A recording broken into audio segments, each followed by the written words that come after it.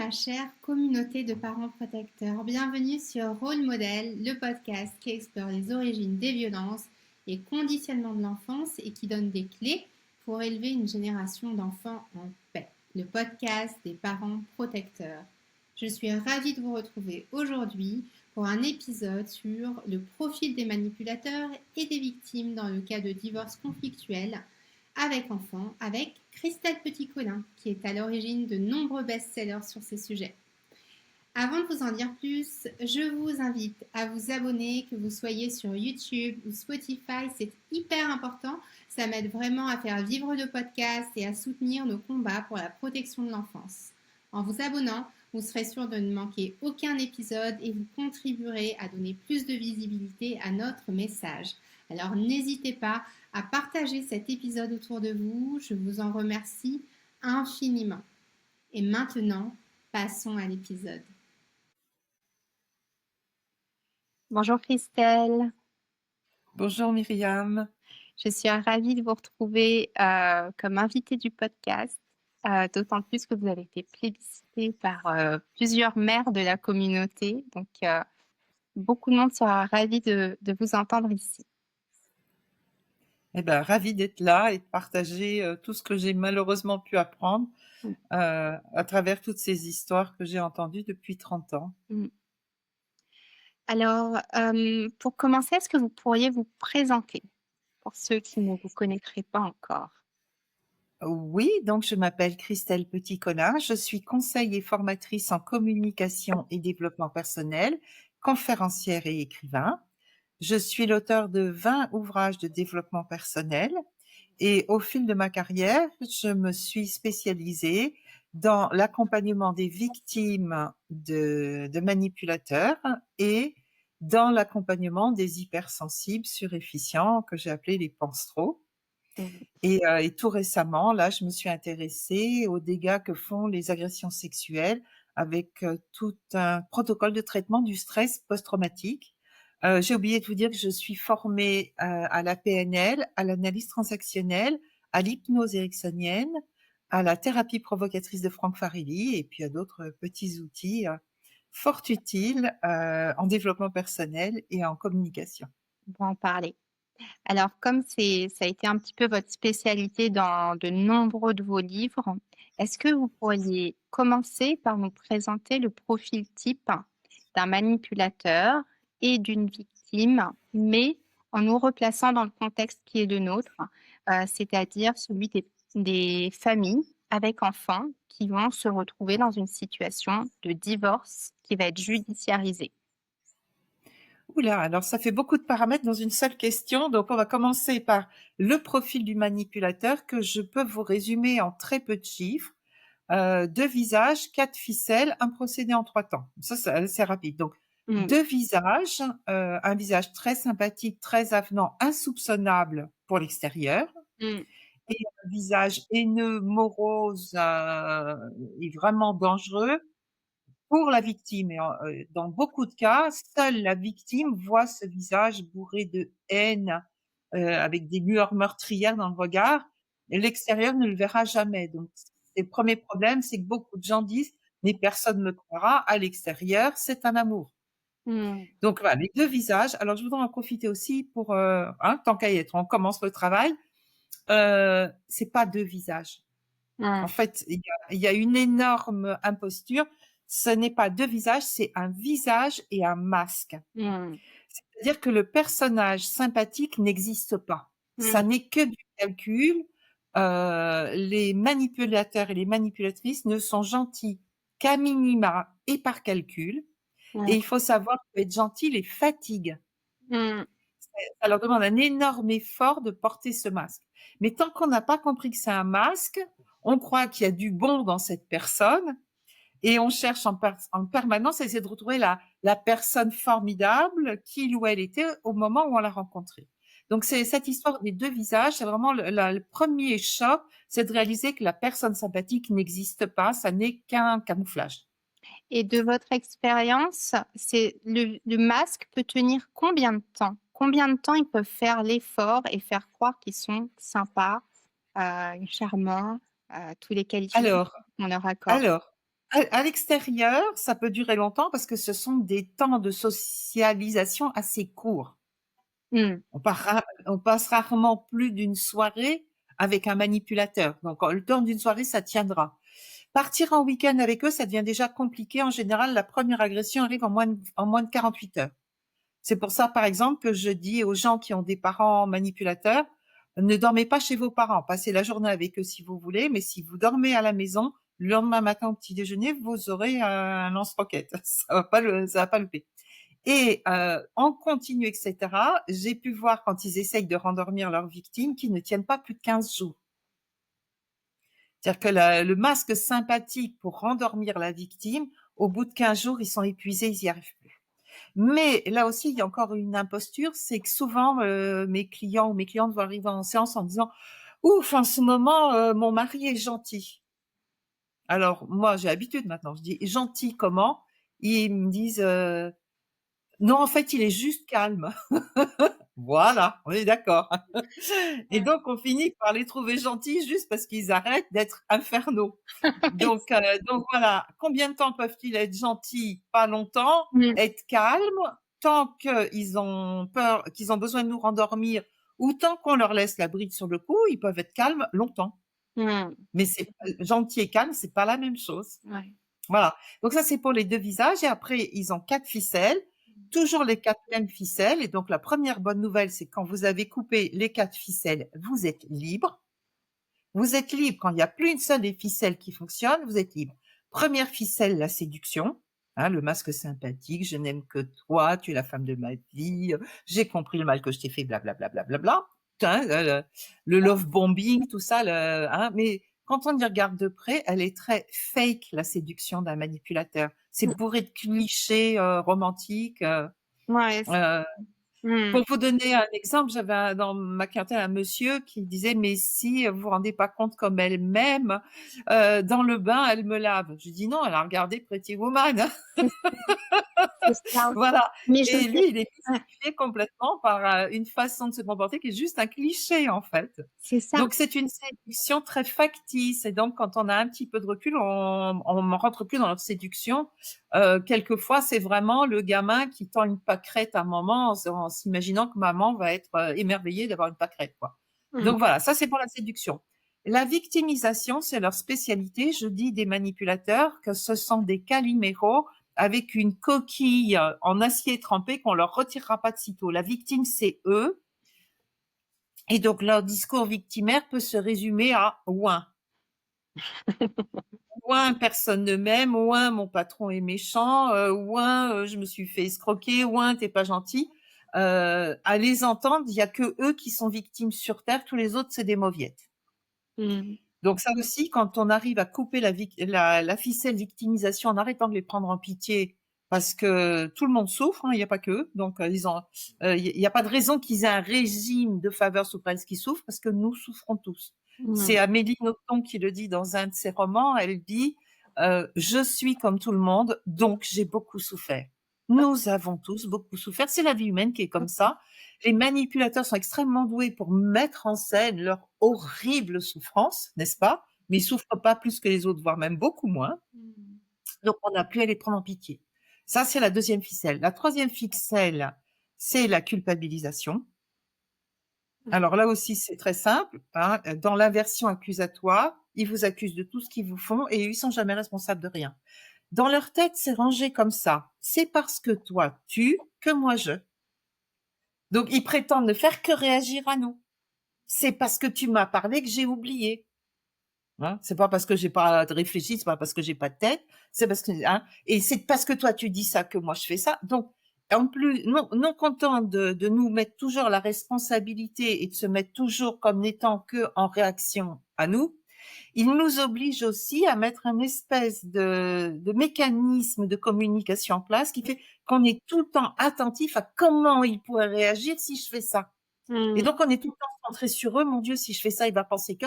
Et donc, on n'est plus du tout centré sur soi, sur ce qu'on veut, ce dont on a besoin, ce dont on a envie. Donc, cette ficelle de la culpabilité, on la coupe en redistribuant les responsabilités. Dans une communication, on est deux. Quelquefois, je taquine mes victimes en disant qu'elles sont naïvement prétentieuses de se croire responsables de tout à ce point-là. Et après, ça fait partie de leur discours aussi, de dire c'est bien ta faute. Et puis, ça crée un sorte un rapport conflictuel qu'ensuite on va nous trancher en justice, de dire t'as fait ça, j'ai fait ça, mais, mais Mhm. toi, t'as fait ça avant. Et ça marche dans les deux sens, du coup, et distinguer qui Alors, a tort, qui a raison. la question à leur poser qui leur cloue le bec, c'est quelle est ta part? Hmm. Et là, le manipulateur, il sait plus quoi dire. Bien, voilà, ok, j'ai des responsabilités, j'ai mes torts, je les prends, quelle est ta part? Hmm. Donnant, donnant. Et ben là, ils sont incapables d'y répondre. Ou alors ils vont noyer le poisson. Oui, je sais que je t'ai beaucoup fait souffrir. Oui, je sais que je n'ai pas été là. Mais blabla, en surface. Et jamais ils feront une réelle introspection suffisante pour dire ça, j'en prends la responsabilité. Donc ça, c'est la troisième ficelle. Arrêtez de culpabiliser. Vous êtes co-responsable de la situation, mais pas de la façon dont vous croyez. Si vous êtes coupable de quelque chose, vous êtes coupable d'alimenter chez lui sa toute-puissance en ne lui mettant pas suffisamment de limites. Ça, Ouais. oui, c'est votre responsabilité. Le reste, c'est largement exagéré. C'est pas vous qui le rendez malheureux, c'est pas vous qui compliquez la situation, c'est pas vous qui savez pas communiquer. Hein, voilà, faut redevenir un peu réaliste. Et la dernière ficelle, qui est peut-être la plus importante et la plus difficile à couper, c'est l'intimidation. Les manipulateurs sont tout le temps, tout le temps, tout le temps en train de nous faire peur avec des peurs rationnelles, des peurs irrationnelles. Ils ont des moyens de chantage qui sont parfois uniquement subjectifs et parfois parfaitement objectifs. Et donc, c'est à nous après, et là, il faut se faire accompagner pour ça, d'explorer nos peurs, de repérer les peurs irrationnelles et subjectives, peur de blesser, peur de ne plus être aimé, peur d'être abandonné, peur d'être rejeté, etc., qui sont des peurs humaines, mais qu'il faut qu'on traite nous, de nous à nous en thérapie, parce que ça n'est pas normal à l'âge adulte d'avoir peur d'être abandonné. Et puis, il y a les peurs rationnelles que malheureusement souvent les victimes ne voient pas, qui sont celles de se faire plumer financièrement, celles d'avoir des représailles claires. Hein, je veux dire, ils crèvent les pneus, ils mettent le feu à la maison, ils s'en prennent aux gamins. Il y a des représailles claires. Et souvent, les victimes que je suis, dans un premier temps, fuient les peurs rationnelles, restent englués dans les peurs irrationnelles et se servent de leur pitié pour ne pas aller l'affronter. Le pauvre. Puis quand on a réussi à dire que non, c'est pas le pauvre, et ben là, on se rend compte qu'on a peur de lui. Tant qu'on croit qu'on a pitié de lui, on se dédouane de ne pas aller à la confrontation. Quand on sait qu'on n'a plus pitié de lui, on se rend compte qu'on a peur de lui. Et cette peur, elle est partiellement rationnelle, mais j'ai envie de dire, il y a 10-20% de rationnel, parce qu'après, à nous de mettre en place nos protections. Hein. Ne me plumera pas qui veut, ne me fera pas du mal qui veut, c'est à moi de me protéger. Par contre, toutes les peurs irrationnelles, il faut vraiment faire un énorme nettoyage. Voilà, c'est ces 4 ficelles et son procédé en 3 temps toujours le même, séduction, harcèlement, destruction. Séduction avec le masque sympathique, le love bombing, les promesses creuses, grâce à moi, gna gna gna, etc. J'ai un de mes confrères qui s'appelle Bernard Raquin qui dit assez cruellement, les femmes, c'est comme les lapins, ça s'attrape par les oreilles. Blablabla. Bla, bla. Beaucoup de femmes acceptent de se faire payer en mots. Hmm. Et du coup ne sont pas suffisamment regardantes sur les actes. Donc les femmes, c'est comme les lapins, ça s'attrape par les oreilles, blablabla. Donc les manipulateurs sont très très doués pour nous attraper par les oreilles, nous faire des promesses, nous faire rêver, etc. Et puis dans les faits, vous vous rendrez compte, des fois des années après, qu'il n'a tenu aucune des promesses qu'il n'avait fait, comme vous n'avez réalisé aucun des rêves qu'il avait fait miroiter. Voilà. Donc ça, c'est la phase séduction. À un moment donné, la phase séduction est terminée, vous estime suffisamment piégé, il va commencer à tomber le masque. Et là, j'ai énormément de témoignages du moment où, pour la première fois, il ou elle a tombé le masque. C'est le jour où vous avez rendu les clés de votre appartement, où vous vous êtes installé chez lui, ou au contraire qu'il a rendu les clés de l'appartement qui s'est installé chez vous. C'est le jour du mariage. Si vous saviez le nombre de jours de mariage que les manipulateurs ont gâché, c'est bon, on est mariés, je peux tomber le masque. Mmh. Ou, et c'est là le plus grave et le plus fréquent, c'est au test grossesse. Ouais. Au test grossesse, vous êtes définitivement piégé à vie avec lui, Mmh. puisque les parents ne peuvent pas divorcer, les conjoints peuvent divorcer, mais les parents, donc à partir du moment où il vous s'est définitivement piégé avec lui, puis il y a d'autres éléments qui rentrent en ligne de compte. Lors d'une grossesse, on est fragilisé, on accède au statut AI de mère, ce sont Mmh. des vieux petits garçons pour la plupart, hein, Mmh. et c'est pour ça que les violences conjugales souvent s'aggravent au test grossesse. Vous pouvez plus partir, vous êtes fragile et vous commencez à représenter une figure tutélaire qu'ils haïssent, la mère. Ouais, c'est ça. Voilà. Ils ont Donc haï leur propre mère. C'est bien ça. oui, oui, bah ça, je vais y revenir après. Mmh. Effectivement, c'est le gros de leur pathologie. Mmh. Donc, c'est la phase où le harcèlement commence, et dans cette phase de harcèlement, où vous voyez de plus en plus souvent tomber le masque, remettre le masque, tomber les masques, etc., il rentre dans une période de dressage. C'est vraiment le bâton dans une main, la carotte dans l'autre. Tu te comportes bien, je suis sympathique, tu me contraries, tu as la soupe à la grimace. Et toute cette période de dressage consiste à conditionner l'autre justement à s'inquiéter de ses réactions. Donc, par exemple, un manipulateur ne vous dira jamais frontalement: je t'interdis de voir tes copines. Jamais. Moi, tu peux voir tes copines, je m'en fiche. Moi, je suis pas comme ça te fait plaisir de voir tes copines, etc. Donc, vous, naïvement, vous allez prendre le thé avec vos copines, vous passez un excellent après-midi, vous rentrez radieuse. C'est peut-être le pire crime, hein, de rentrer radieuse et épanouie, déteste ça. Et donc, vous allez avoir une soupe à la grimace et des représailles. Mais à vous de faire le lien, il ne vous dira jamais: ne sors pas avec tes copines. Mais comme à chaque fois que vous aurez vu vos copines, vous savez comment vous allez les payer en rentrant, vous allez toute seule renoncer à voir vos amis. Et lui, il dira: je t'ai jamais interdit de voir tes copines. Et Mmh. c'est ce système de dressage qui, pendant la période de harcèlement, sachant que de plus en plus, le masque sympathique reste sur la table de nuit. Mmh. À la fin du dressage, il ne remet plus le masque sympathique qu'à minima, par calcul, pour vous rendormir quand vous êtes sur le point de vous réveiller. Mais de plus en plus, vous avez ce personnage épouvantable, tyrannique, qui fait des scènes, qui vous dénigre, vous êtes la pire, etc. Et hop, les amis arrivent, ils mettent le masque, et dès qu'ils sont partis, ils vous débriefent le truc, tu ris comme une idiote, habillée comme une pute, alors que devant les amis, vous étiez sa charmante princesse, n'est-ce pas? Mmh. Donc c'est comme ça que ça se passe. Et puis, il y a le moment de destruction. Alors, 30 ans de pratique, 30 ans que j'entends cette phrase dans mon bureau: j'allais y laisser ma peau. Toutes les victimes, à un moment donné, prononcent cette phrase: j'allais y laisser ma peau. Mmh. Et c'est souvent le moment où les victimes partent. Le problème, c'est qu'au moment où elles partent, elles sont au bout du bout, elles partent épuisées, elles partent en stress post-traumatique, elles partent en ayant toutes les batteries à plat, donc c'est le moment de la fuite est extrêmement compliqué à cause de ça. J'allais y laisser ma peau. Il y a 9 000, entre 9 000 et 10 000 suicides en France par an. Je suis persuadée qu'une majorité de ces suicides sont directement liés à harcèlement. Et les Parce que féminicides aussi. Les comment? les féminicides Et aussi. les féminicides aussi, oui. Et les féminicides, oui, pardon, effectivement, c'est plus de 150 femmes tuées par an, je Ouais, crois, c'est hein, ça. les féminicides, Mmh. effectivement. Mmh. Mais il y a aussi tous les accidents Mmh. non expliqués. Mmh. Je suis sûre aussi qu'il y a des féminicides qui ont été maquillés en accident ou en suicide. Hein, c'est ce qu'on appelle les crimes impunis. Mmh. Mmh. Et quelquefois, peut-être, les forces de l'ordre, un peu débordées, ont un petit doute, mais bon, ça ressemble tellement à un suicide, on va dire suicide, ça simplifie l'enquête. Mmh. On va pas toujours chercher derrière non plus, hein.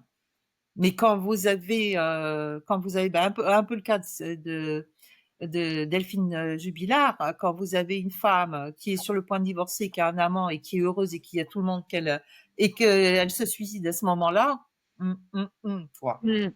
Mmh.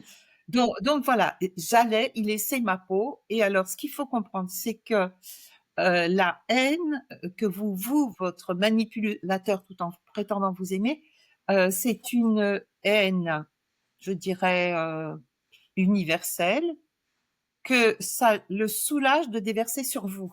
C'est-à-dire, lui, c'est une boule de haine ambulante, et vous devenez son déversoir à haine et le point sur lequel il peut se focaliser. Donc là, il vous hait de plus en plus tout en prétendant vous aimer, mais vous êtes insupportable, vous êtes gai, vous êtes gentil, vous êtes bienveillant, vous êtes de bonne volonté, vous réussissez plein de trucs, c'est insupportable. Et il se grise de cette haine au point de devenir un véritable drogué. Il se drogue de ses propres abus, il se drogue de sa toute-puissance, et comme tous les drogués, il lui faut une dose de plus en plus forte, de plus en plus forte, de plus en plus forte, d'où le fait qu'à la fin, il vous détruit. Et quand on partage un enfant avec ce personnage-là, est-ce que c'est à vie? Est-ce que j'ai déjà entendu des témoignages où on se retrouve au mariage, enfin, il y a toute une vie d'événements, on va du coup se retrouver face à ce personnage-là, et puis peut-être présenter notre bonne humeur, notre boulot, notre vie heureuse après, lui ou elle, parce qu'on sait que ça vaut dans les deux cas. Et j'ai eu beaucoup de témoignages de gens qui disent, mais même au mariage de ma fille, qui a 35 ans, elle était odieuse et inversement, quoi. Ouais, de toute façon, c'est des gens odieux. Mm. Donc, qu'elle soit odieuse, ça n'a rien d'étonnant, c'est quelqu'un d'odieux. Donc, Mm. il y a que les victimes, avec leur bienveillance et leur humanisme têtu, pour s'étonner qu'elle soit odieuse, quoi. Bah oui, c'est quelqu'un d'odieux qui restera odieux. Après, les manipulateurs ont un peu pour fonction de nous mettre dans une non-vie, du gris, pas d'amour, pas de chaleur humaine, pas d'humanité, pas de plaisir, pas de désir, pas de joie, ils gâchent les fêtes, etc. Ils vous mettent dans une non-vie. Et tant que vous restez dans une non-vie, ils vous foutront la paix, puisque c'est le programme qu'ils ont pour vous. Donc j'ai aussi beaucoup de victimes qui n'osent pas se remettre à vivre après la séparation en se disant, le jour où il me voit rayonnante en train de chantonner, il va me remassacrer. Ce qui est vrai. Et Ce qui qu'est-ce est qu'il vrai. faut faire du coup? Est-ce que Alors, faut faire? ce qu'il faut faire, du coup, c'est arrêter d'en avoir peur. Et on ne peut arrêter d'en avoir peur que quand quand on a réappris à se protéger et qu'on s'est redonné le droit de vivre. Ça aussi, c'est un travail. Donc, moi, j'anime des stages s'affirmer face à un manipulateur, par exemple. Dans ce stage-là, j'apprends aux gens d'arrêter de vivre en dictature. Je suis une femme libre dans une démocratie. Je vais où je veux, avec qui je veux, je lis les livres que je veux, je fais ce que je veux de ma vie, et c'est pas un petit trou du cul d'emmerdeur qui va me dire ce que je fais moi, femme adulte, de ma vie. Mais tout ça, c'est un reparamétrage mental pour que les gens se redonnent le droit de vivre. Et quand je me redonne le droit de vivre de manière vraiment pleine et entière, sa rage de me voir vivre ne m'atteint plus. Et comment vous Si faites? j'ai encore à l'intérieur de moi l'interdiction de vivre, la culpabilité d'exister, de faire du bruit, de prendre de la place, etc., il pourra encore m'atteindre. Donc, il y a tout un reparamétrage mental à faire à l'intérieur. Quant aux enfants, puisqu'on parlait du problème des enfants, j'anime aussi des stages, et j'ai écrit un livre d'ailleurs sur enfants de manipulateurs, comment les protéger. Mm. J'explique aux parents sous emprise que l'enfant a le choix entre deux modèles, un modèle méchant mais fort ou un modèle gentil mais faible. Un enfant ne peut pas choisir un modèle faible parce qu'il a besoin d'être protégé. Donc, s'il n'a le choix qu'entre méchant et fort et gentil et faible, il sera obligé de choisir le méchant et fort. D'où tous les problèmes d'aliénation parentale, où l'enfant, de toute façon, si ce grand couillon d'adulte qui est le parent sain n'est pas foutu de résister à ce manipulateur, comment voulez-vous que moi, petit enfant non protégé, j'y résiste? Mm. Donc, c'est tout le travail du parent sain, c'est de sortir de son angélisme, d'apprendre à se défendre réalistement. Et quand vous présentez à votre enfant un modèle gentil et fort, Mm. avec des belles valeurs, alors là, il a le choix entre méchant et fort, gentil et fort, il choisira obligatoirement gentil et fort. Mais ça veut dire que le parent sain, il a tout un travail à faire pour sortir de son idéalisme et excusez-moi si je vous blesse, mais sortir aussi un peu de sa lâcheté. Parce que moi, j'ai vu des parents très lâches, très lâches. Oui. Bah, c'est vrai quand on pense au cas d'inceste, par exemple, là, je dirais que Là, vous êtes au cas extrême, ouais. et le problème du cas de l'inceste, c'est que la société s'en mêle Mmh. avec toute sa perversité. Donc là, vous êtes plus tout seul. Il y a le parent incesteur, le parent qui essaye de protéger, l'enfant agressé, et notre société extrêmement perverse qui n'est pas du tout au clair avec la pédocriminalité. Mmh. Donc là, vous êtes dans le cas de figure extrême. Ouais. Vous êtes dans le cas de figure extrême. Donc c'est un petit peu compliqué. On a des tas de cas de parents protecteurs qui ont été désenfantés dès qu'ils ont signalé les abus, etc. Là, on parle plus des manipulateurs et des parents sains, on parle d'un problème sociétal où l'inceste est parfaitement admis dans notre société, hein. Il y a qu'à lire le livre de Dorothée Ducy, Le berceau des dominations, ou comment l'inceste apprend finalement la loi du plus fort aux uns et le système de réseautage aux autres. Euh, on se retrouve dans un système qui nous dépasse complètement. Donc là, je suis obligée d'avouer mon impuissance. Mmh. Je peux accompagner les victimes d'agressions sexuelles en soignant leur stress post-traumatique. Je peux accompagner les parents sains en leur apportant tout mon soutien moral, etc. Mais je ne vais pas changer les dysfonctionnements de la justice et des systèmes sociaux, malheureusement. Donc, tout ce qu'on peut faire dans ces cas-là, c'est devenir extrêmement stratégique pour ne pas tomber dans le piège que nous tendent les manipulateurs. Euh, Si vous dénoncez un inceste, dans une majorité de cas, les ennuis commencent pour vous.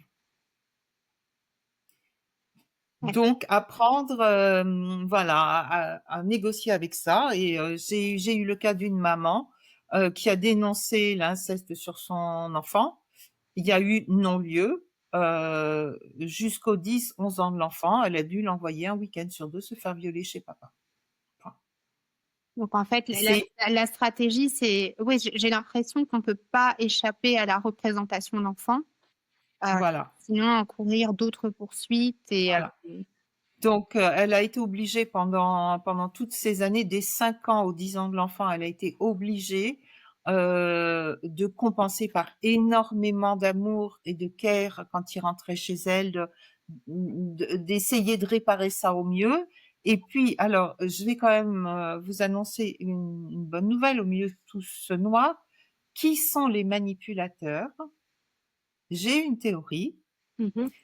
À ma connaissance, je suis la seule à avoir cette théorie, mais je suis sûre que j'ai raison. Et je vais vous l'expliquer, vous allez me dire ce que vous en pensez.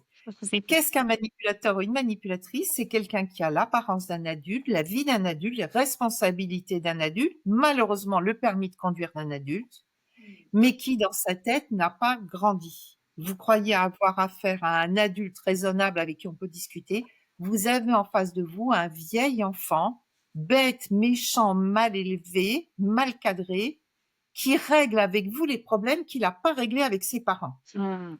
C'est-à-dire que l'homme manipulateur règle avec ses compagnes les problèmes qu'il n'a pas réglés avec sa mère, et la femme manipulatrice règle avec son conjoint les problèmes qu'elle n'a pas réglés avec son père. Alors, quelquefois, c'est un petit peu nuancé parce qu'il peut y avoir aussi un fond d'homosexualité dans l'histoire. Donc, des fois, le couple diabolique, c'est pas père, fille ou mère, fils. Ça peut être père et fils ou mère et fille, Mhm. ou quelquefois même frère et sœur. C'est que Mhm. j'ai vu des cas où le binôme de malfaiteurs entre le manipulateur, hein, qui en faisait voir pique-pendre à sa compagne, c'était pas sa mère, c'était sa sœur. Et Mhm. il y avait une relation de type très Mhm. incestuelle, voire incestueuse, avec l'autre partie du binôme. C'est-à-dire que je pense que effectivement l'inceste est le problème majeur du manipulateur. La femme manipulatrice a très probablement eu des relations incestueuses avec son père. L'homme manipulateur a très probablement eu des relations incestueuses avec sa mère. Alors maintenant, on nuance incestueux, incestuel, Oui. hein. Et quelquefois, moi, ce que je repère surtout, c'est plutôt une espèce de complicité de malfaiteurs où l'enfant devient le bras armé du parent. Je vous donne un exemple très concret. Une manipulatrice dans une salle d'attente qui trouve que c'est trop long et qu'elle en a marre d'attendre va instrumentaliser son petit garçon pour qu'il mette un soupe pas possible en salle d'attente. Et de l'extérieur, ça se voit pas. Le gosse est infernal. La mère fait semblant d'essayer de lui cadrer. Oh, Titi, arrête, Titi, etc. D'ailleurs, Jean-Marie Bigard a fait un sketch désopilant sur le sujet de Titi en salle d'attente qui explique bien la situation. Et en fait, l'enfant sent que quand il est déviant, il fait plaisir à sa mère. Donc, du coup, il sent bien que derrière le discours de arrête Titi, elle lui dit continue. Et par exemple, alors ça c'est un exemple. Par exemple, l'exemple opposé, un père qui apprend à son fils d'énormes gros mots pour traiter sa mère de grosse vache et de connasse. Et le père est écroulé de rire quand le petit bonhomme de 3 ans dit connasse à maman. Vous voyez, et donc là se crée une espèce de complicité de malfaiteurs où l'enfant se sent valorisé d'être déviant, et c'est comme ça que le manipulateur le met à sa botte. Donc vous avez un homme face à vous qui dans sa tête a entre 5 ans et les 10 ans d'âge mental et qui règle avec vous les problèmes qu'il n'a pas réglés avec sa mère. Donc la bonne nouvelle, c'est que comme c'est un enfant, à un moment donné, votre vrai enfant sera plus vieux que lui. Et donc, pour le petit garçon dont je vous parle, que le père violait quand il avait 5 ans, à 10 ans, il l'avait dépassé en âge mental, parce que le père devait avoir à peu près 8 ans d'âge mental. Dès qu'il a dépassé son âge mental, les abus se sont arrêtés. En fait, c'est assez drôle parce que je m'étais fait une réflexion similaire en lisant nombreux ouvrages sur les pervers narcissiques. Et la théorie que je m'étais faite, c'est qu'ils ont l'âge qu'ils ont au moment où ils ont été clivés. Ils ont l'âge mental du moment où ils ont subi un traumatisme avec ce parent malsain. Et ça expliquerait les réflexions du type, j'ai l'impression d'avoir un ado à la maison, ou c'est un Non, gamin. mais c'est même pas un ado, hein. C'est-à-dire pour moi, un manipulateur, il a en moyenne, il a entre 5 et 7 ans d'âge mental. Les plus vieux, c'est les hommes politiques, 12 ans d'âge mental pour les hommes politiques. Ah, plus Euh, de 12 ans. mais au-delà de 12 ans, on finit de grandir. On finit de grandir, on a les capacités. Donc, souvent, pour déterminer l'âge mental de votre manipulateur, essayez de repérer comment ça se passe avec votre aîné ou votre petit dernier. C'est-à-dire que si je suis une manipulatrice et que j'ai 7 ans d'âge mental, d'accord? Jusqu'à ce que mes enfants aient 6 ans, je suis la reine de la cour de récré. Donc, je suis tyrannique, je joue à la maîtresse d'école, j'embête tout le monde, je donne des ordres, je suis capricieuse, je suis la reine, on regarde que moi, etc. Et puis, mes enfants me rattrapant en âge mental, va commencer le matraquage. T'es nul, t'es bête, je me moque d'eux, j'essaye de les empêcher de grandir. On double pas le camion, c'est moi devant, d'accord? Donc il y a une période qui devient extrêmement terrible à la maison quand les enfants rattrapent en âge mental le parent manipulateur. C'est souvent à ce moment-là d'ailleurs que l'autre parent divorce parce qu'il en peut plus. Donc je demande souvent quand elle dit là j'en peux plus, je suis en train de divorcer, je demande à la personne quel âge a votre aîné? Elle me dit 7 ans. Bon ben votre mari, il a 7 ans. Hein? Alors l'aîné ou le dernier, ça dépend. Hein? Donc mais en général, il y a un enfant dans la fratrie qui résonne plus encore où le manipulateur rentre dans un bras de fer énorme avec cet enfant. Et donc, c'est souvent à ce moment-là, ça permet de connaître son âge mental. Et alors, j'ai raison ou j'ai raison sur ma théorie sur le fait qu'ils sont immatures? Moi, j'adhère. Voilà, voilà. Et quand j'explique ça dans mon cabinet, souvent le parent sain, il prend un air songeur, il me dit, mais j'arrête pas de lui dire qu'on n'est pas dans une cour de récré. Et regardez qu'est-ce qui se passe à ce moment en politique. Pratiquement, c'est pas tous les jours, mais presque, mais on n'est pas dans une cour de récré, on n'est pas dans une cour de récré. Si les manipulateurs sont dans une cour de récré. Mais Les quand manipulateurs que les manipulateurs en politique auraient 12 ans, ça veut dire qu'on peut jauger un manipulateur, enfin l'âge mental d'un manipulateur à son niveau d'intelligence? Non. Non? Moi, je le jauge à son niveau de cruauté Ah oui. et aux faibles capacités aux faibles capacités de négociation qu'on peut avoir avec lui, de discuter, lui faire entendre raison. Donc, vers 11-12 ans, on peut discuter qu'un enfant commence à lui faire entendre raison. Donc, avec les hommes politiques, on peut discuter, leur faire entendre raison.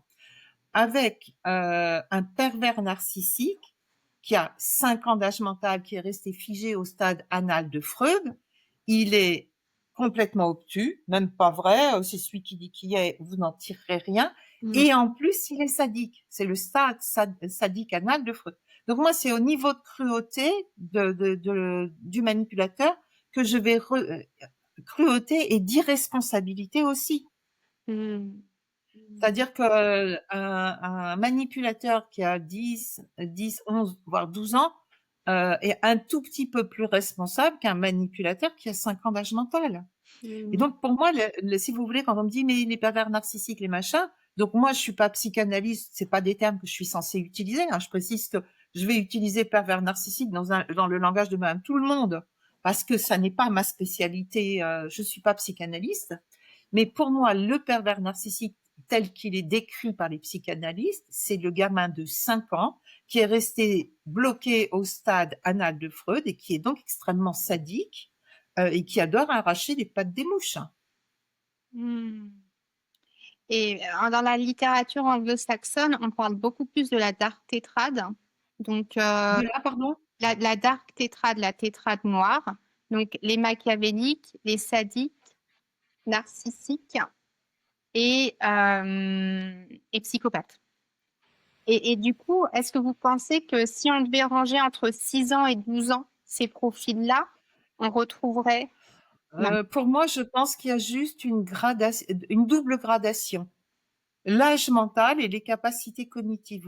La plupart des manipulateurs sont extrêmement bêtes, extrêmement bêtes. Ils ne savent que manipuler. C'est-à-dire, comme je vous disais tout à l'heure, si vous leur coupez les ficelles, ils sont plus bons à rien. Les ficelles deviennent grosses et ils deviennent pathétiques dans leur manie de tirer sur les ficelles sans comprendre ce qui se passe à côté. Donc il y a le niveau mental d'un manipulateur. Quand ils sont intelligents, malheureusement, effectivement, on va aller vers le machiavélisme. Quand ils sont très jeunes en âge mental, effectivement, on va aller vers le sadisme. Mais pour moi, tout ça, c'est une espèce de gradation, un peu comme un spectre de manipulation, avec plus ou moins de l'un ou de l'autre. Mais ce qu'il faut savoir aussi, c'est qu'ils ont mis toute leur intelligence au service de leur manipulation qui marche très bien. Pourquoi se priver? Ils commencent leur carrière en grande section de maternelle, ils rôdent leur système en primaire, ils commencent à tuer au collège, hein, il commence à y avoir des suicides au collège, ils bousillent des carrières dès le lycée. J'ai eu beaucoup de cas où il y a des pervers ou des perverses qui se sont mis en couple avec le meilleur de la classe juste avant le bac pour le plaisir de le plaquer la veille du bac pour lui faire rater son bac. Ben oui. Et donc, ils continuent leur carrière comme ça, en toute impunité, parce que partout, il y a que des gens lâches et soumis qui veulent pas d'ennui et qui veulent pas se confronter à lui et qui savent pas poser des limites. Puis on a un peu démunis aussi. Si un manipulateur a besoin d'être cadré comme un gamin, qui je suis, moi, adulte, pour cadrer un autre adulte, ça n'a pas de sens. Mais donc, ils traversent la vie comme ça, avec une impunité royale. Partout où ils passent, ça passe crème. Et ils finissent leur carrière à l'EHPAD. Hein. On a le film Tati Daniel qui nous raconte bien ce que c'est qu'un manipulateur en EHPAD. On est d'accord? Donc, toute leur vie, ils ont eu une impunité totale. Et à partir du moment où ils se heurtent à quelqu'un qui résiste, qui leur met des limites, qui les confronte, etc., il y a 2 options. Soit ils finissent par se tenir tranquilles comme des gosses cadrés, soit ils fuient pour aller tarabuster quelqu'un d'autre. C'est ça. Et donc, c'est là où nous, il faut que nous apprenions à les cadrer, à définir nos limites, à se positionner. Donc, quelquefois, je suis désolée, mais d'une manière un peu psychorigide, on peut plus être dans le compromis, dans le contrat social, on fait des concessions. Avec eux, il y a 0 concession. C'est comme ça, mais comme avec un gamin. Maintenant, c'est fini, tu vas au lit. C'est l'heure. On va pas renégocier pendant des heures un verre d'eau, un câlin, un bisou, un pipi. Non. Maintenant, il y a un moment donné, on dit stop. Ben, les manipulateurs, d'une manière générale, c'est pareil. Et ça, ce serait le rôle de la justice. Hein.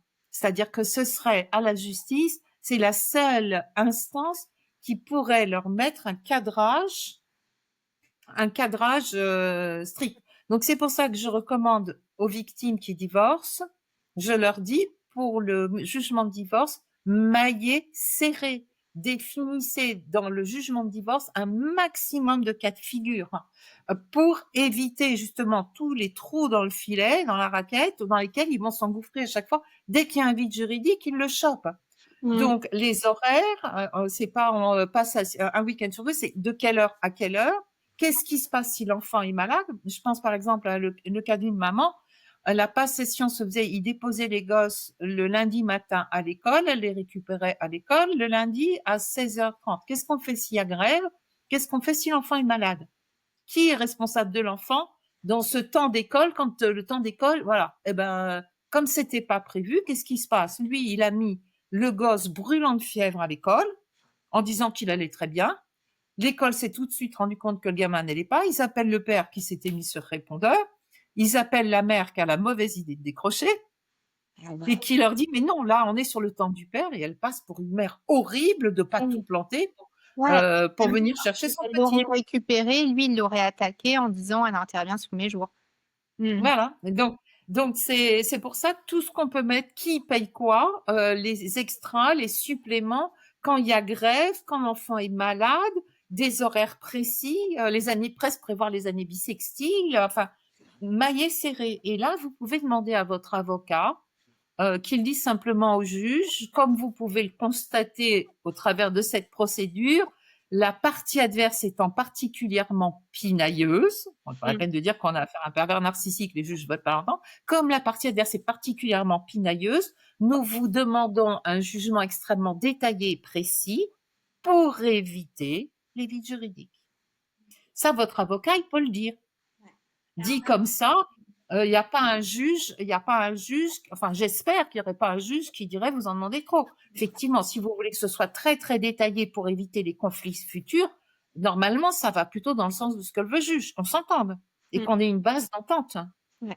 Alors Christelle, là, on parle de stratégie, mais comme vous le décrivez bien, les victimes, avant d'en arriver là, elles passent par ce que vous décrivez, et c'est du vécu et de l'entendu, un brouillard cognitif, bien sûr. Donc, alors déjà, un manipulateur, ça manipule tout le temps, tout le monde, partout.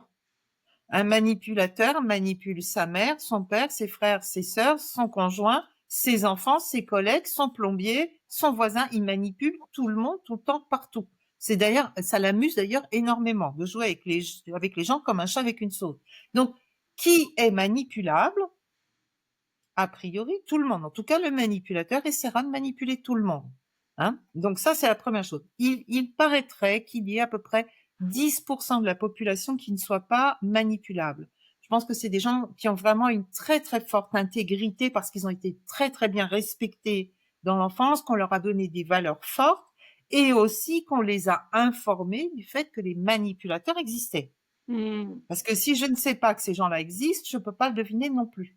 Donc je pense il faudrait étudier de près les 10% des gens non manipulables.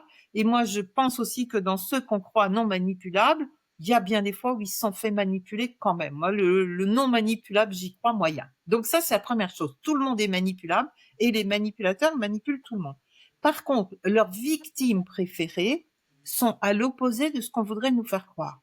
On voudrait nous faire croire que les victimes de manipulateurs sont des gens faibles, que les gens manipulables sont des gens naïfs, stupides, dépressifs.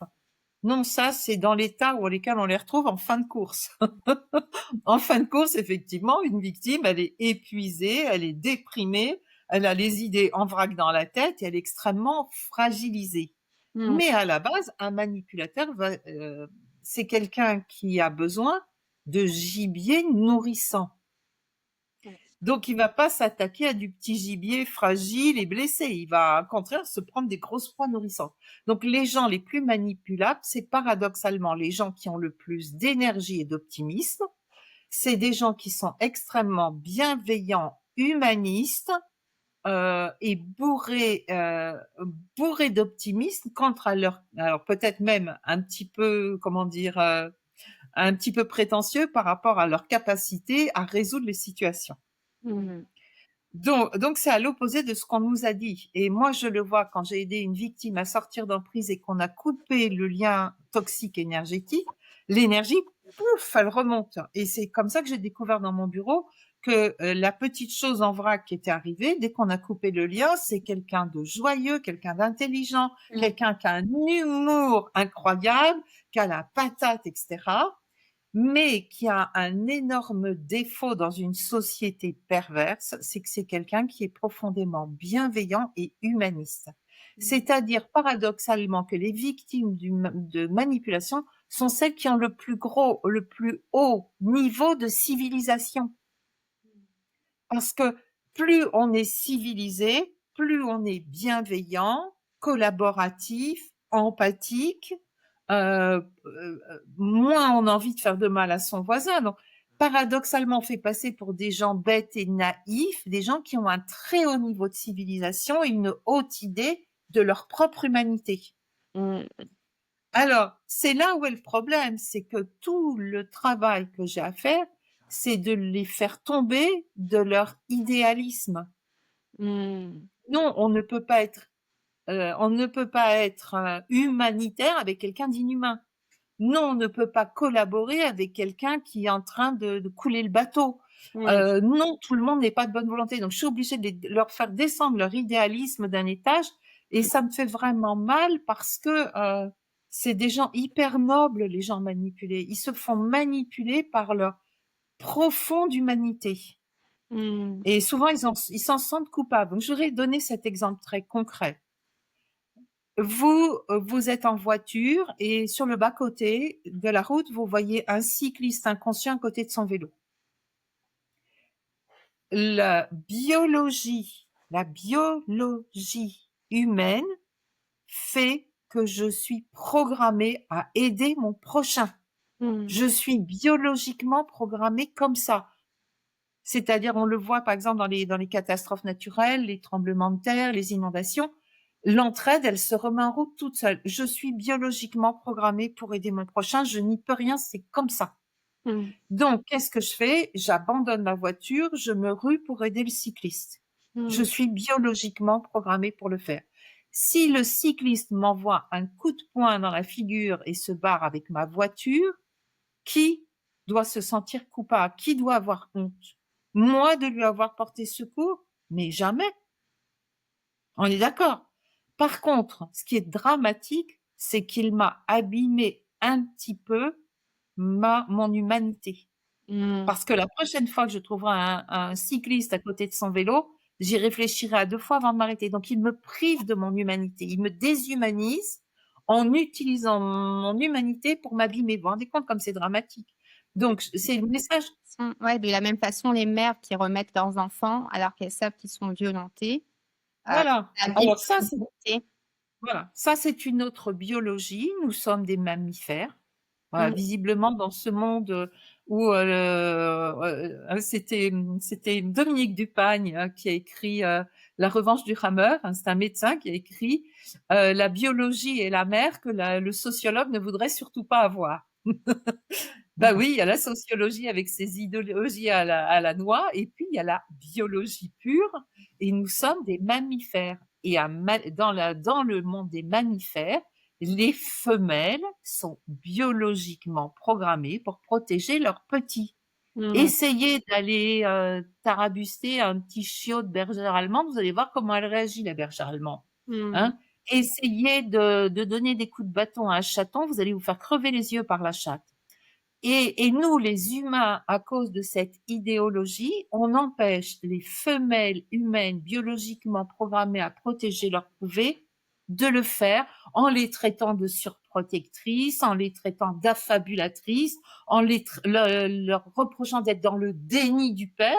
On est des mammifères, les pères dans la biologie mammifère, ils n'ont pas un rôle. Alors c'est bien que chez les humains, certains pères s'investissent le plus possible, Mm. euh, mais biologiquement, l'instinct maternel, c'est pas une légende.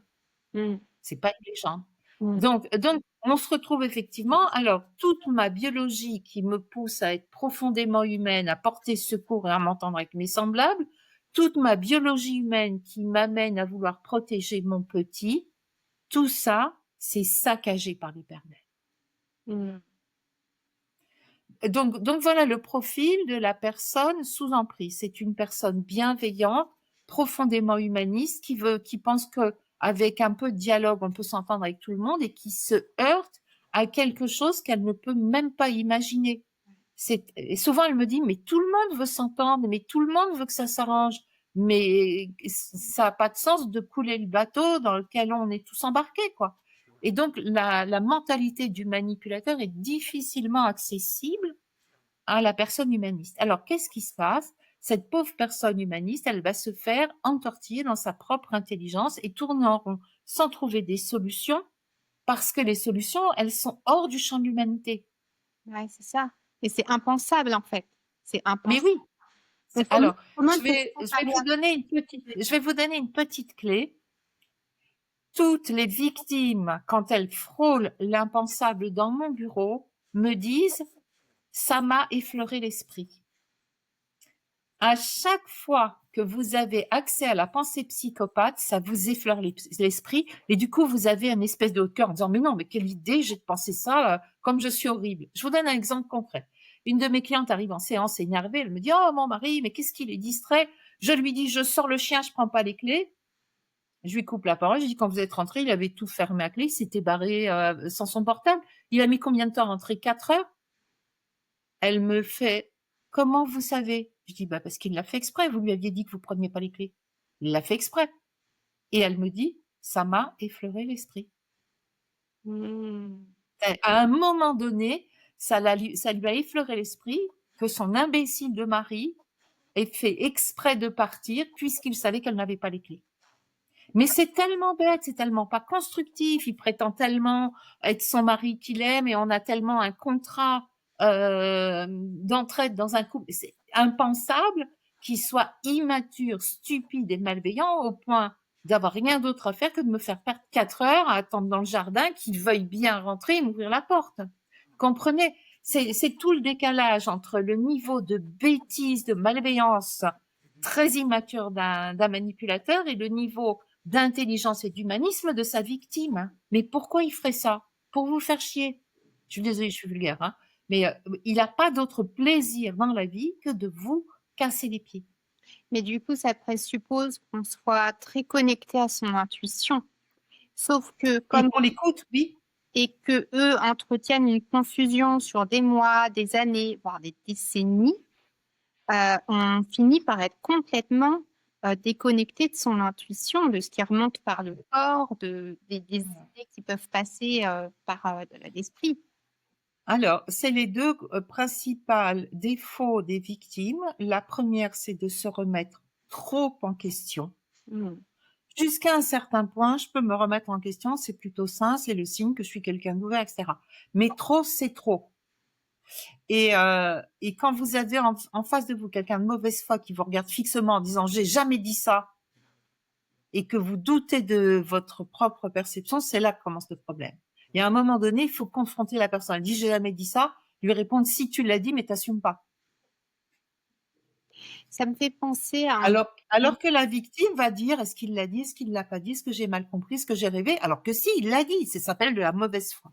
Donc, trop se remettre en question, ça c'est la première erreur et le premier défaut des victimes. Le deuxième défaut, erreur des victimes, c'est de trop s'adapter, se suradapter, essayer de comprendre l'autre, de se mettre à sa place. Vous pouvez pas vous mettre à la place d'un psychopathe, vous n'avez pas du tout cette mentalité complètement stupide et cruelle. Donc, vous ne pouvez pas vous mettre à sa place. Mmh. Après, moi, ce que j'observe, vu qu'on a l'hypnothérapie en commun et en hypnose, on ne peut pas mentir, c'est que toutes mes clientes, enfin en tout cas les parents que j'accompagne, ont un parent toxique dans, dans l'environnement. Absolument.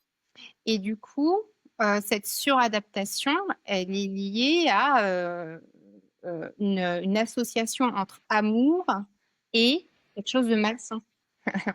Violence. Alors, il y a plusieurs éléments. C'est-à-dire que, effectivement, dans le passé des victimes, on retrouve très souvent un parent manipulateur Donc dans ces cas-là, je dis le parent a installé le logiciel sur l'enfant et après le conjoint, il a juste à utiliser le logiciel, tout est installé, victime, culpabilité, tout fonctionne à merveille, il y a juste à utiliser le clavier. Donc ça, c'est un cas de figure. Mais j'ai aussi eu, et c'est pour ça qu'il faut faire très attention à ça, j'ai aussi eu dans ma clientèle ce que j'appelle avec affection mes familles bisounours, c'est-à-dire une famille où la bienveillance est tellement le code de vie que personne n'a jamais imaginé qu'un personnage comme ça existe. Et donc moi, ça m'est arrivé d'avoir dans mon bureau une famille, le papa, la maman, le frère et la sœur adulte, qui me disent, voilà, on est très embêtés, il y a notre frère, il a rencontré une jeune femme, et puis au début, on a essayé de l'intégrer, et puis elle nous a braqué avec lui, on le voit plus, on s'inquiète pour lui, et puis ils sont là à dire, au lieu de me dire, c'est une connasse, elle est méchante, ils me disent, c'est une femme qui a certainement beaucoup souffert et qui doit être très perturbée, alors on voudrait pas la blesser. C'est la famille entière qui est complètement dans cet humanisme que je vous décris et Mmh. qui est complètement démunie devant ces comportements déviants. D'accord. Donc, il n'y a pas, parce que le risque, c'est de dire, t'as un manipulateur, bah, c'est ton enfance, soigne-toi, quoi. Oui, c'est vrai, souvent, le manipulateur est un modèle familier pour celui qui l'a connu dans l'enfance. Mmh. Mais pas que. Je vous assure que j'ai quand même eu en 30 ans suffisamment de cas où c'était l'inverse. C'était justement une famille trop épargnée quelque part pour imaginer que ce type de comportement puisse exister. D'accord. Oui, oui, je vois tout à fait. J'ai croisé une cliente comme ça. Et ça m'a mis le doute, hein. Je me suis dit, ah, est-ce qu'il y a quelque chose à creuser ou est-ce que c'est la réalité simplement Voilà. Alors, tellement après, c'est vrai qu'il y a quand même un cas de figure assez fréquent. Mm. Les gens viennent me voir parce qu'ils sont aux prises avec un patron manipulateur épouvantable. On décrit le profil du patron manipulateur, etc. Et brusquement, la personne se rend compte que finalement, son conjoint, pareil, sa mère, pareil, sa meilleure amie, pareil, et découvre du coup, alors la première action, c'est mais je suis un aimant à manipulateur. Mm. Alors oui et non, c'est-à-dire que tant que je me définis pas clairement dans la relation, tant que je suis pas consistante dans la relation, oui. Si je suis une coquille vide, ils vont rentrer. On est d'accord. Si je suis tout le temps en train de me suradapter, de laisser tout le monde revenir à l'intérieur. Ah, par exemple, moi, je suis consistante, non. Mais il faut savoir que, alors ça, c'est un chiffre que j'aime bien donner. Les manipulateurs seraient entre 2 et 4% de la population. Mm. Alors souvent on me dit ah mais c'est pas beaucoup et je me souviens d'une fois où je faisais un séminaire pour des chefs d'entreprise justement détecter les pervers dans votre structure pour les licencier et arrêter le harcèlement interne et une DRH me dit 2 à 4%, oh là là ils sont plus que ça, j'en ai au moins 10 dans ma structure. Ouais. Je dis ok, vous avez combien d'employés? Elle me dit 450. Ah Je bah, dis bah non, le quota est respecté. Vous voyez, 2 à 4%, c'est pas beaucoup, mais quand vous avez une entreprise de 450 personnes, vous en avez 10 dans la structure, eh mm. ben ça fait des dégâts. Ça c'est la première chose. Mm. Deuxième chose, statistiquement, nous connaîtrions tous environ 300 personnes par leur prénom. Mm. D'accord? Mm. Hein, c'est suffisamment proche pour dire bonjour Pierre, le dire bonjour Monsieur Dupont. Voilà. Mm. Donc si moi je connais 300 personnes par leur prénom, Mm. ça veut dire que j'ai statistiquement, avec ces 2-4%, entre 6 et 12 manipulateurs qui gravitent autour de moi en permanence. Donc non, je ne suis pas un aimant à manipulateurs, ils sont partout, très nombreux. Ouais. En revanche, ensuite, ma responsabilité est de me reparamétrer pour plus les laisser rentrer. Ouais. Et C'est j'ai vraiment important. et dans votre livre, vous dites aussi qu'un manipulateur manipule 50 personnes En moyenne. en moyenne. Donc ça veut Alors, dire qu'il fait oui, des dégâts. Un manipulateur fait beaucoup de dégâts. il fait beaucoup de dégâts, mais lui, il ne sait faire que ça. Donc partout où il passe, il manipule. Alors, il y a des fois, c'est des petits dégâts, il y a des fois, c'est des gros dégâts. J'avais une de mes clientes qui m'avait raconté, elle a travaillé dans un haras avec des chevaux et le directeur du haras était un manipulateur épouvantable. Il faisait des compétitions tous les dimanches. Et normalement, pour ces compétitions de cheval, il fallait être inscrit. Hein. Son directeur arrivait toujours le dimanche sans être inscrit, donc il n'aurait pas dû pouvoir participer à la compétition. Il faisait un scandale et non seulement on le prenait en inscription supplémentaire, mais il partait le premier, tout fier d'avoir réussi. D'accord? Mmh. Elle, ça la rendait dingue. Ça la rendait dingue, hein, mais elle voyait son manège. Mais je lui ai dit, mais les autres aussi voient son manège. Mais un dimanche de compétition de cheval, on est là pour se faire plaisir. On est là pour passer du bon temps. On n'est pas là pour rééduquer un malpoli. Donc, l'autre, il fait son cire, on lui donne sa place, il est content, il est tout fier, il parade, et nous, on peut passer une journée tranquille. Donc, vous voyez, des fois aussi, on pourrait dire, ce manipulateur a manipulé toute l'organisation. Ouais, c'est vrai. Mmh. Et en même temps, finalement, les organisateurs de la compétition, plus malins que lui donnent son jouet de allez, vas-y, t'es le voilà. Ils s'y attendent tous les dimanches, c'est comme ça. Dans toute la région, il est connu pour ça. Donc ils s'y attendent, ils lui laissent faire son numéro, il lui donne l'autre, il est tout content, il passe le premier, et eux, ils passent une bonne journée. Ouais, ouais. Donc, vous voyez, on peut relativiser, mais dans une entreprise, il provoque des arrêts maladie, du turnover hyper important, il démoralise, il sabote, voire il crée des conditions dangereuses, parce que comme c'est des irresponsables, ils ont aucun sens ni de l'hygiène, ni de la sécurité. Un manipulateur n'attache pas ses gosses en voiture. Un manipulateur est un empoisonneur parce qu'il savent pas les mains, il met pas les trucs au frigo. Enfin, c'est quelqu'un de complètement irresponsable. Mmh. Donc, dans une entreprise, vous imaginez, dans une entreprise alimentaire, un manipulateur qui respecte pas les règles d'hygiène. Dans une entreprise où il y a des histoires de sécurité, je pense à un cas comme, je sais pas, tout ce qui est électrique, qui respecte pas les normes électriques. Vous imaginez les dégâts qu'ils peuvent faire partout où ils passent, ces gens-là. Mmh. Ouais, et puis, ben, ceux qui ont des enfants, le nombre de cas où alors les pères, en tout cas, de manipulateurs, ne coupent jamais les ongles de leurs enfants, ne Ou les alors surveillent si, pas. j'en ai un. Alors, j'en ai un dans ma clientèle. Mmh. Il coupe les ongles de son enfant un week-end sur 2, donc jusqu'au sang. Et le gamin rentre de chez son père avec les doigts en sang. La mère a essayé de faire comprendre aux services sociaux. Eh ben, les services sociaux, oh, mais c'est un papa qui s'occupe de son petit, il est maladroit, c'est tout. Et le gamin, il passe 15 jours avec de l'homéoplasmine sur les doigts, et à peine les ongles repoussés, 15 jours après, ça recommence chez papa. Et personne ne veut voir la torture que ce père inflige à son père pour torturer la mère, les fameuses violences vicariantes. Donc là, les services sociaux, moi, j'ai un vrai problème avec eux. Mmh.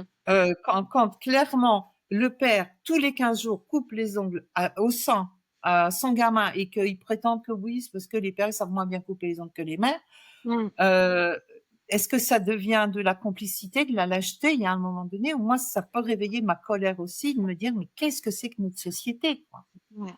Bah, dans l'épisode précédent avec, Hélène Roche de Protéger l'enfant, elle expliquait comment les pères, et ben, offrent des cadeaux aux travailleuses sociales. Donc en fait, c'est du pot de vin finalement et c'est de la complicité, Et des jeux de séduction aussi. Ils sont beaucoup dans les jeux de séduction. Il faut savoir que les manipulateurs peuvent coucher avec n'importe qui, mmh, juste par calcul. Donc, je le dis dans un de mes livres, j'ai remarqué ça. Il est assez fréquent qu'un manipulateur couche avec son avocate pour éviter de payer les frais d'avocat. ah oui, Et d'accord. ça lui permet aussi d'avoir une avocate extrêmement dévouée à sa cause. Mmh. Et une de mes clientes éclate de rire dans mon bureau. Elle dit, ça m'étonnerait, elle est moche. Je dis, mais ça, raison de plus, hein, elle, ça ne doit pas lui arriver si souvent, c'est un vrai bonheur. Et lui, il en a rien à faire, hein, puisqu'il couche par calcul. Ah Donc d'accord. effectivement, ils sont dans des jeux de séduction, et puis, qui n'est pas sensible à la séduction entre nous? Qui n'est pas sensible à ça?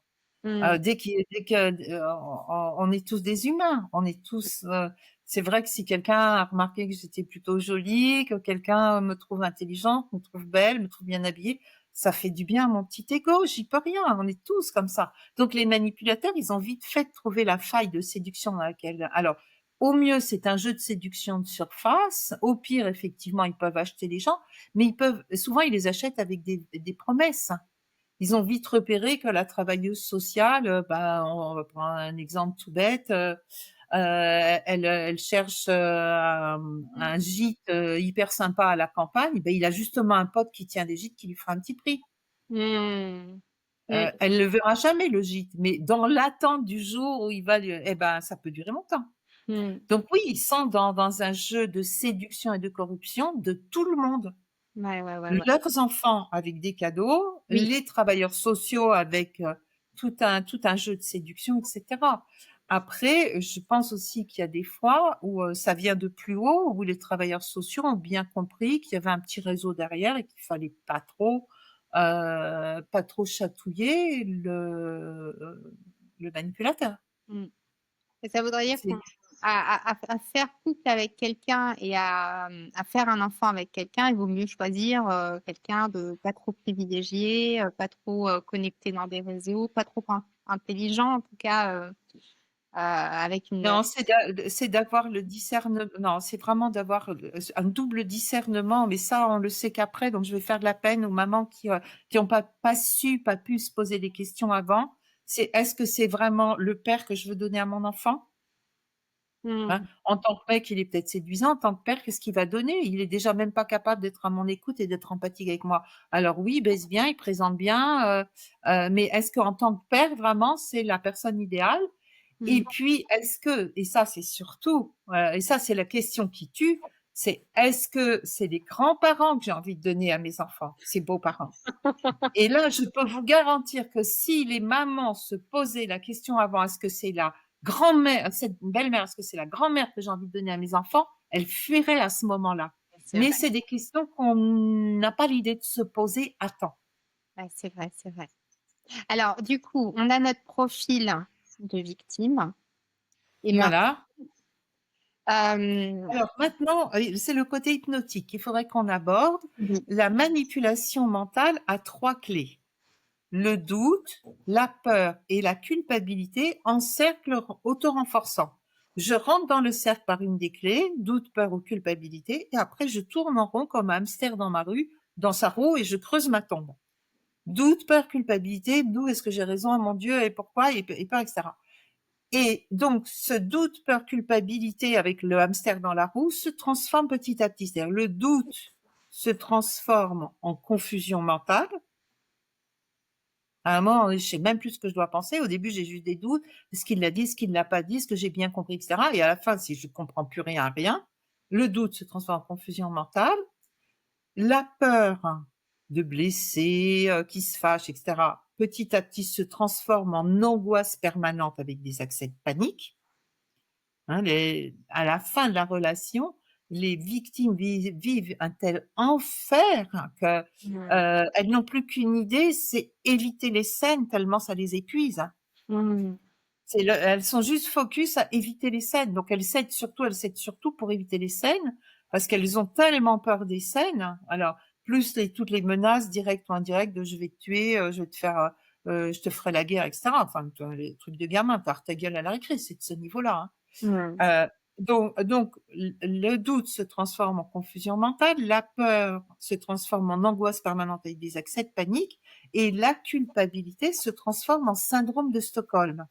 C'est-à-dire qu'à force de l'entendre dire et dire et dire, on finit par épouser sa façon de penser, exactement comme les otages qui avaient été pris en otage à Stockholm avaient fini par épouser la cause de leur ravisseur.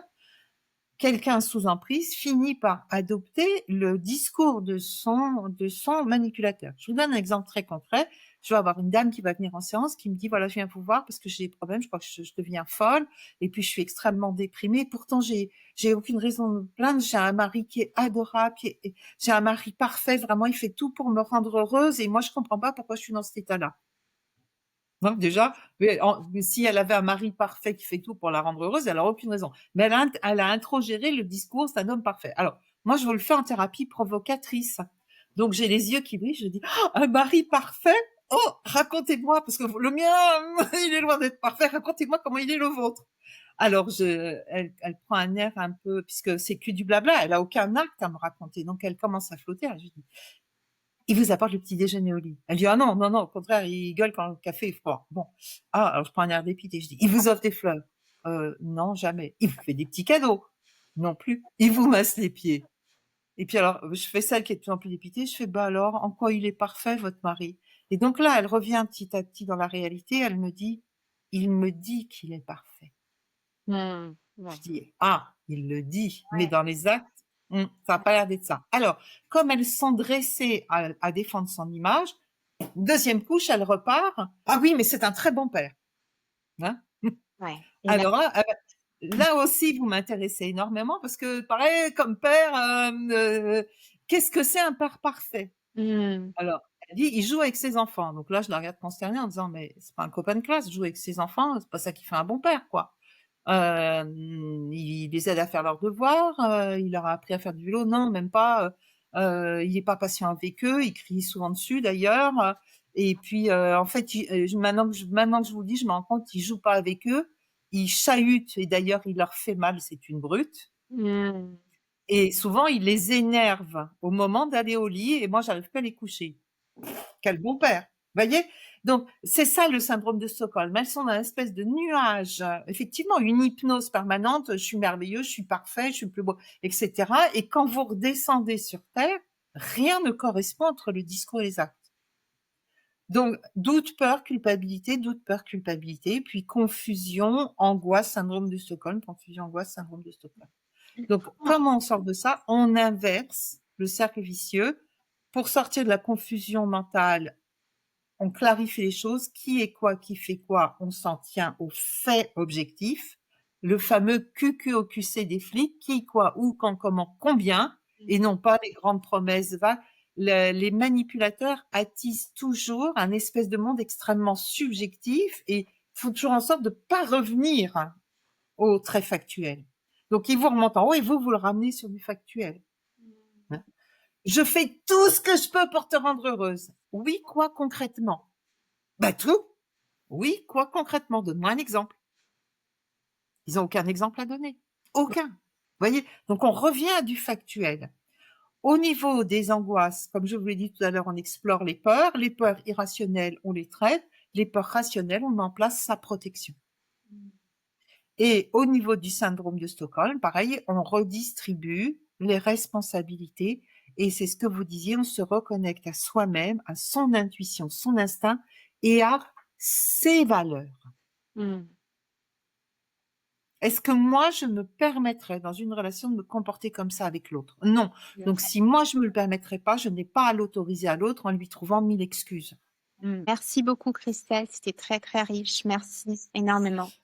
Alors, un dernier mot, de tout cœur et bon courage à tous les parents protecteurs aux prises avec un de ces individus, hommes ou femmes. Je sais ce que vous vivez. Beaucoup d'entre vous ont dit en larmes dans mon bureau, vous êtes la seule personne qui me croit, la seule personne qui me comprend. Et je voudrais voilà dire à tous ces gens à quel point je sais la profondeur de leur solitude dans leur combat. Donc, courage à vous tous et à vous toutes. Mmh. Merci Christelle. Voilà.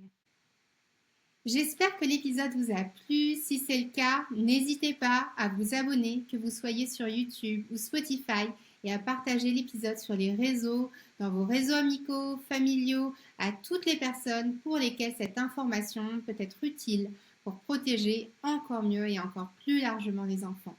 Si tu veux être une réelle contribution, sois un exemple.